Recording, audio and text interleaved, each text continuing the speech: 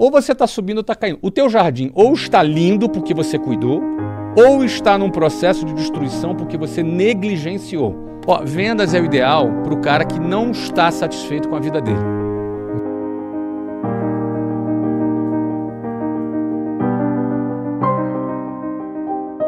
E é impressionante, toda vez que eu te trago pra conversar, bater papo com a gente, você vai, enfim, você tá no podcast agora, e vai pra outro podcast, e tava no podcast dos nossos amigos, lá com o Joel, com o Negro, com a galera. É impressionante que todo mundo não consegue, é magnético falar com você, falar de venda, tá muito no seu DNA, até porque muita gente se identifica e você tem essa linguagem, e você é um dos grandes embaixadores, porque eu lembro o primeiro vídeo que a gente gravou junto, cara.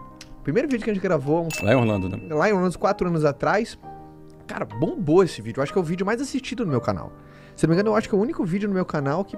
Milhões, assim. Eu acho que tem mais de 1 milhão, se não me engano. Tem mais de 1 milhão de visualização. E você dá um exemplo muito incrível. Assim, Caio, a venda sempre foi muito mistificada. A mãe, quando quer arrumar um emprego pro filho, chega pra um amigo e fala assim, cara, você tem um emprego pro meu filho? Pode ser qualquer coisa, até vendedor. E você sempre fez... Foi um dos pioneiros. Hoje tá cada vez mais cool falar de vendas, né? Que eu sei vender, eu preciso aprender a vender e tudo mais. Principalmente em momentos de instabilidade, a habilidade da venda acaba, entre aspas, sendo uma segurança pra você. E é muito louco, porque eu já vi um vídeo seu, eu já te mandei ele, antigo pra caramba. Você devia ter uns 20 e pouco anos, no começo da Wire. Esse vídeo é muito inspirador pra mim, porque... lembra o começo da minha carreira também? Treinando a minha primeira equipe de vendas. Bronca no cara? Não, você puxando, assim, sua equipe de vendas. Com certeza, sua equipe de vendas da Wise, você perguntando, tá difícil e tal. Aí você, quantas ligações você fez? Ah, entendi. Como assim tá difícil? Venda é uma ciência, cara. Venda é arte. Mostra meus números, mostra a tua agenda. Ninguém, tipo, alguma coisa, não tem venda que resista a 10 horas de trabalho. É uma parada, tipo assim. Mas sempre foi seu esse DNA com vendas? Foi. Sempre foi seu, assim? Assim, eu queria ser funcionário público. Não é? Sim. Queria ser, não. Eu fui funcionário público. Eu fiz um concurso público e fui militar na Marinha por 2 anos. Não é? Como eu fui expulso, porque eu não era muito disciplinado lá pelos padrões militares, eu escolhi depois uma faculdade para eu fazer, que era Ciência da Computação. Foi isso que eu escolhi lá em 1991, 1990. Exato. Só que estava namorando, não queria pedir dinheiro pro meu pai para sair com a minha namorada. O primeiro, que meu pai, tadinho, não tinha nem muito recurso. E segundo, eu estava com a moral baixíssima, que tinha acabado de ser expulso. Não é? Então eu precisava ganhar algum dinheiro. Então, o que me trouxe essa possibilidade? Vendas. Comecei a vender relógio. Não é? E muito eu, né, amor? Muito. Nossa. Né? Caio trazia, lembra? E colocava eu pra colocar pra vender também, lembra? Era minha primeira equipe de venda foi... Foi relógio também? Foi relógio. Ah, é? Sim, cara. Não, mas eu cheguei a ter uma carreira internacional. Né? eu ia no Paraguai comprar. Não é? Você chegou a ir pro Paraguai também, não? Não, era um pouquinho mais chique pra você. Eu ia pra Miami. Isso é outro patamar, meu amigo. Isso é outro patamar. Ele aproveitava as férias da família, abarrotava de relógio e trazia. Não, o meu era Paraguai mesmo, entendeu? A minha família querendo passear lá, pô. Minha família, enfim, fazia força, ia lá. Eu ficava lá comprando relógio pra vender, pra fazer uma grana. Pois é. Mas essa minha carreira de venda de relógio durou alguns meses e me deu uma seguinte sensação muito interessante. Como eu comecei a ganhar uma grana vendendo relógio, a primeira coisa que eu me perguntei, eu tinha 18 anos, eu falei, mas por que alguém trabalha 44 horas por semana? Sim. E eu morava na periferia, era geralmente 2 horas do centro do Rio de Janeiro. O Rio de Janeiro, ele é esticadinho, né? Então as coisas são longe no Rio. São Paulo é mais concentrado, mas tem mais trânsito. Então, era 2 horas. Por que alguém pega um ônibus cheio, um trem cheio para ir trabalhar por 2 horas para ir, mais 2 horas para voltar, para ganhar um salário mínimo? Eu com 18 anos, eu comecei, eu não entendo. Eu, vendia, 5, 6, 7 relógios, não sei, e já ganhava mais do que um salário mínimo. E eu comecei a ver que vendas, ela era uma ferramenta que me dava aquilo que eu precisava naquele momento. Era a independência financeira dos meus pais. Era muito pouquinho, a margem do relógio não era lá tão grande, não era tão caro, não era um valor tão alto, mas me dava aquilo que eu não tinha, uma certa independência dos meus pais. Eu enxerguei vendas como uma espécie de libertação. Ela me dava liberdade. Eu comecei a vender, tudo bem. Só que depois surgiu a oportunidade de eu trabalhar como vendedor numa escola de inglês. Uhum. E quando eu participei desse processo e comecei a trabalhar lá eles me ofereceram um plano de carreira. Eu tinha metas para bater e essas metas eu ia subindo, não é? Eu cheguei a gerente, eu tinha vários níveis de gerências, era um funcionário daquela empresa. E aquilo também foi uma libertação para mim. Porque lá eu aprendi técnicas de vendas. Lá foi a minha primeira escola de vendas. Você patinou muito no seu início ou você já entrou Não, com faca na vendendo, caveira? saí vendendo. Não vacinei nada, saí vendendo pra caramba. Porque o que acontece? E eu saí vendendo por quê? Porque pra mim não importa se era venda ou não era. Importa era o seguinte, eu tô mudando de vida. Você não pensava no processo? Não, eu pensava no resultado final. O resultado era o quê? Eu daqui a 4 meses eu vou ganhar mais do que se eu ganharia quando eu me formasse daqui a 4, 5 anos. Sempre teve fome. Muita fome. Então, é fome de quê? De mudar de vida. Ó, vendas é o ideal para o cara que não está satisfeito com a vida dele. Incrível. O cara que está muito feliz com a vida dele, para que ele vai ficar tomando não? Sim. Ele tem que estar... Eu não estou satisfeito. Não é? Não estou conformado com a minha vida. Satisfeito eu acho até que o cara deve estar, porque satisfação está ligada à gratidão. Tá. Faz bem o cara estar grato pelo que tem, mesmo que seja pouco. Mas ele tem que estar inconformado, né? Ele tem que estar inconformado para querer mudar. O cara que está conformado, ele não quer mudar. O cara que está conformado, ele não quer pagar um preço. Não faz sentido pagar preço. Mas não significa que a vida dele precisa estar ruim. Porque, por exemplo, você, porra, sem falsa modéstia, é bilionário, Flávio. E você sempre tá buscando o próximo Mas são nível, fases velho. diferentes. Entendi. Né? Eu tô primeiro aqui. Naquela fase, era uma fase é que são metas diferentes, né? Nossos propósitos de vida, eles vão se transformando. Total. Até porque se a gente atinge um objetivo que tem e não renova um novo, não renova para um próximo, tu para. E quando você para, teu jardim que estava lindo, Aí, ó. Morre. Aí, ó. morre. Então estabilidade não existe. Então ou tu tá crescendo, ou tu tá caindo. É isso. Ou tu tá subindo, ou você tá caindo. Eu vou repetir.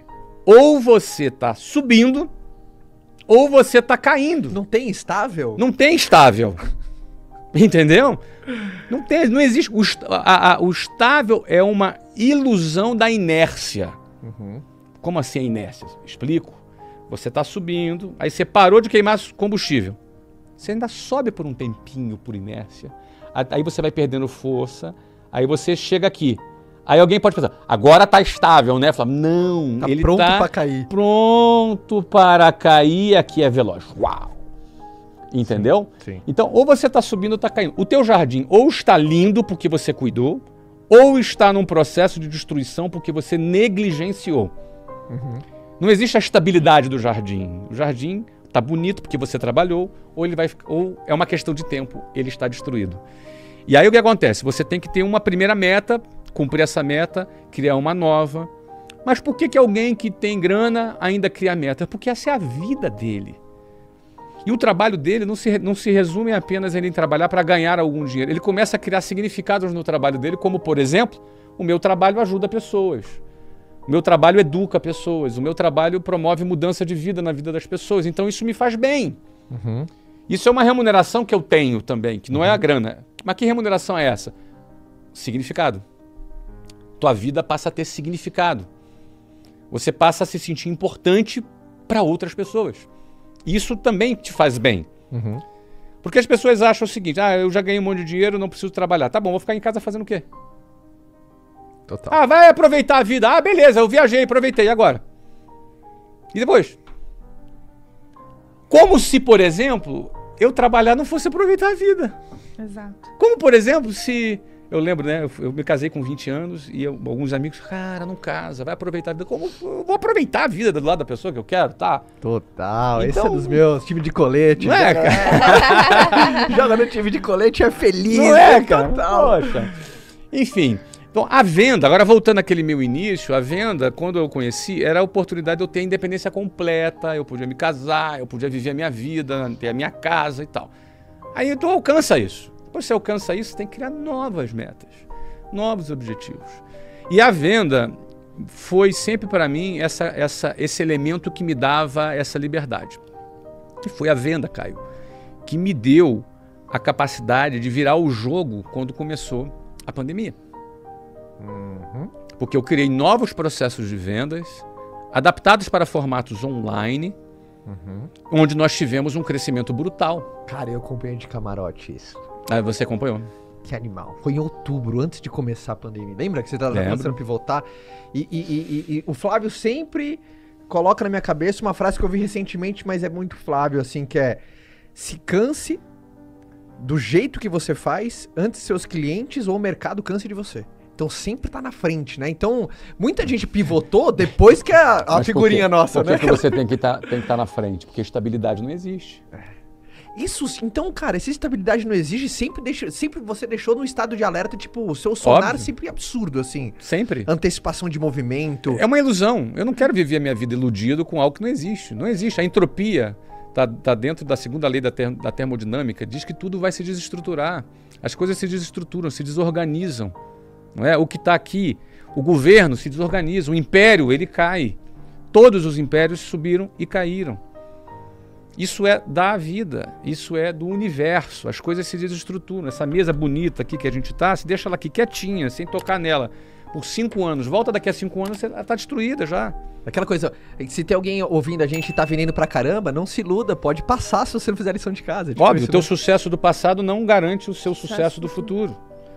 E a notícia boa é que teu fracasso da vida inteira não determina o teu fracasso do futuro também. Você pode mudar já.